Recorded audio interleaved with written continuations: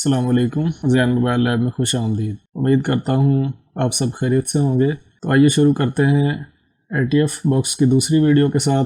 ये वीडियो उन दोस्तों के लिए है जो ATF बॉक्स को इस्तेमाल कर रहे हैं लेकिन सर्वर प्रॉब्लम की वजह से वो दूसरे कंप्यूटर पर, दूसरे सिस्टम पर उसको यूज़ नहीं कर सकते, चाहे उनके पास RSA फाइल भी मौजूद हो।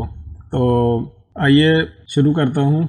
जब आपके पास ATF बॉक्स एक्टिवेटेड हो, यानी कि जिस तरह से ये बॉक्स मेरे पास इंस्टॉल है और इसका सेटअप जो है वो अभी मैं ओपन करता हूँ, तो बॉक्स जो है वो बिल्कुल एक्टिवेटेड है और वर्किंग है।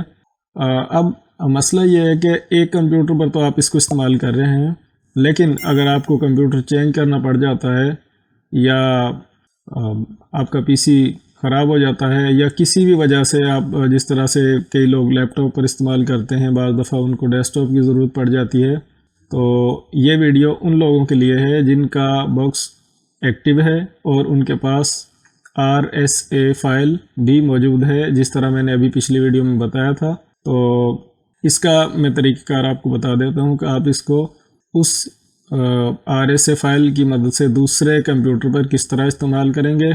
इसको मैं सेटअप को मैं क्लोज़ कर देता हूँ। जब मैंने आपको पिछली वीडियो में बताया था कि जब हम बॉक्स को एक्टिव करते हैं ऑनलाइन इंटरनेट के साथ, तो ये फ़ाइल जो है RSA फाइल ये जनरेट की जाती है।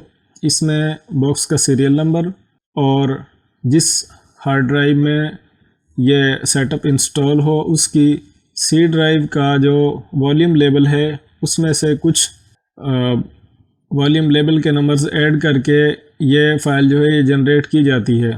तो अगर आपके पास ये फ़ाइल मौजूद है और आप इसको दूसरे कंप्यूटर पर इस्तेमाल करना चाहते हैं, तो आपको पहले वाले कंप्यूटर की जो हार्ड ड्राइव का C पार्टीशन है उसका वॉल्यूम लेवल कॉपी करके, एक हार्ड ड्राइव है हम उसको बाय करते हैं, उसके ऊपर जो सीरियल नंबर लिखा होता है ये वो वाला सीरियल नंबर नहीं, बल्कि ये हार्ड ड्राइव की पार्टीशंस के अलग-अलग वॉल्यूम लेवल होते हैं, जिस तरह C ड्राइव, D ड्राइव वगैरह वगैरह। तो आपने करना क्या है कि इस फाइल को आपने अपने पास महफूज रखना है। ये जो hard disk serial number changer है, इस सॉफ्टवेयर की लिंक मैं आपको वीडियो की डिस्क्रिप्शन में डाल दूँगा, वहाँ से आप ये सिंगल क्लिक के ज़रिए डाउनलोड कर सकेंगे।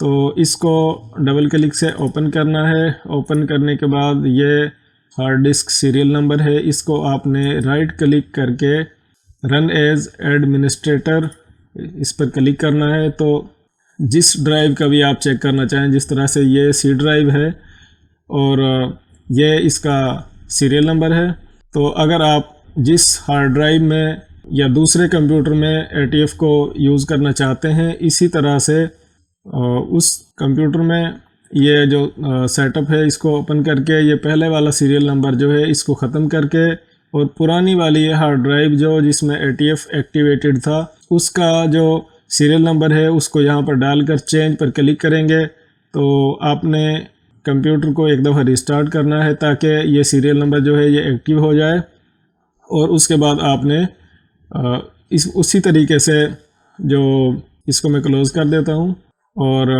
वही C ड्राइव और ATF टर्बो फ्लैशर, और इसमें इसी तरह से आपने, यानी कि वॉल्यूम लेवल को चेंज करने के बाद इस फाइल को इस फोल्डर में पेस्ट करने के बाद आपने इस आइकन से सेटअप को ओपन करना है। तो आपका बॉक्स जो है वो 100% वर्किंग होगा। उम्मीद करता हूँ ये छोटी सी इन्फो आपको काम आएगी। अगर आपका ATF एक्टिवेटेड है, ज़ैन मोबाइल लैब हमारे चैनल को सब्सक्राइब ज़रूर करें, वीडियो को मुकम्मल देखा करें। अपना ढेर सारा ख्याल रखें। अल्लाह हाफिज़।